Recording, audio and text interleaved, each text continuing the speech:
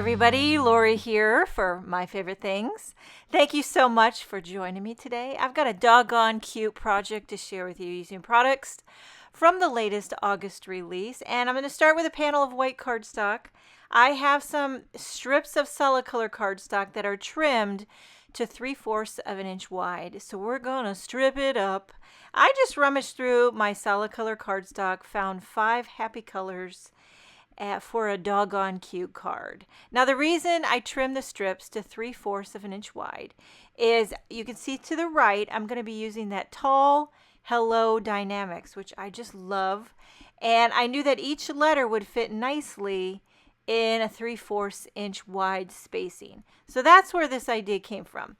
Okay, so once I get these strips adhered down onto that white panel, I'm going to trim off the excess with my paper trimmer, a little bit off the bottom and a little bit off the top just to clean it up. Okay, so now we're moving on to the tall Hello Dynamics. And I'm going to die cut this into some white cardstock. So I take it off camera, run it through the die cutting machine. Now these are dainty, tall little letters, and I want to give them a little bit of heft. So I'm going to die cut this again 2 more times out of white cardstock. So we'll have 3 hellos. I'm going to glue them together and stack them up for a little dimension. It would be crazy, even though I'm known to do some crazy things, but the thought of trying to trim foam tape to fit behind these tall, skinny letters, it seemed easier in my mind just to stack them up. Sometimes you stack it, sometimes you pop it. Whatever you got to do. Whatever you got to do is what you got to do, you know? Okay, so I'm moving through. I don't show all the process, but basically I glue 3 letters together, press them down, and then I'm just kind of getting the lay of the land, how they fit. See how they fit nicely in the 3/4 inch wide strips? It's like it was meant to be. But then I decided I'm going to rotate this panel.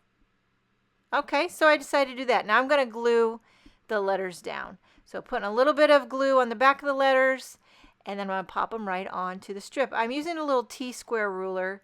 Not that you really need to, because most of the time I like to do the old redneck eyeball it technique, but I did want to make sure, since I've gone to all this trouble to get them straight, and that little T-square ruler really helps take the guesswork out of getting them perfectly straight. And I'm going to pop up this stripped up hello onto a white card base. Now we're moving on to the doggone cute part. I'm going to be using the Best Friend Faces Dynamics, and this allows you to create a puppy dog, a kitty cat, and even kind of a monster. If you look at the website, it'll show you how they look. They're intended to die cut the face right into your cardstock, but I wanted to kind of make it a circular face. So I die cut 2 kind of khaki circles, and I'm going to die cut the dog face right in the center of that khaki die cut circle.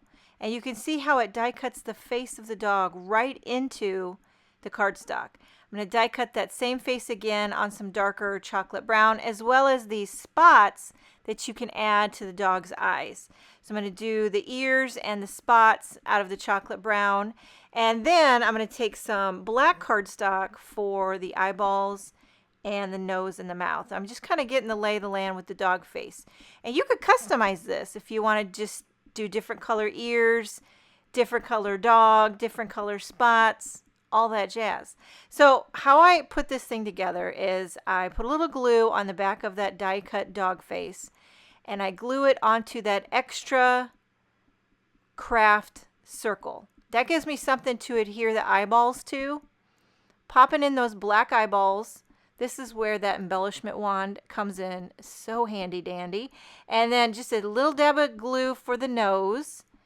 This is so adorable. And then we've got the little brown ears. I was wanting to make a golden retriever because, you know, I've got a Hank the Tank over here and he's a beautiful golden retriever.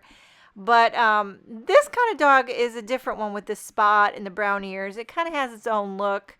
So I decided just to go with the cutie little spotted dog, even though I really wanted to make a golden retriever. But I didn't think a golden retriever would pop as much on my stripped up rainbow background. This brown dog kind of contrasts a little better. So I'm going to pop that up right in between the L and the O. And then I'm going to emboss a coordinating sentiment from the best friends forever. And there's some great punny sentiments that go with the critters. That's where I got the "you're doggone cute." I love that because I have so many friends that are dog lovers, and it could be used for any occasion. Birthday, celebration, thinking of you. It's never a bad time to tell somebody they're doggone cute. You know what I'm saying? Okay, so I'm embossing this in white onto a strip of black cardstock, and I'll heat that with the heat gun, and then I'm going to trim it out to make it a thin sentiment strip. I'm using my little paper trimmer. If you haven't noticed, I have two different sizes of paper trimmers, a bigger one and then this little mini, which is really great for trimming out sentiment strips. I don't know why, but I feel like I can get it more exact. I have favorite paper trimmers now that are good for different jobs. Pop it on that sentiment strip right below.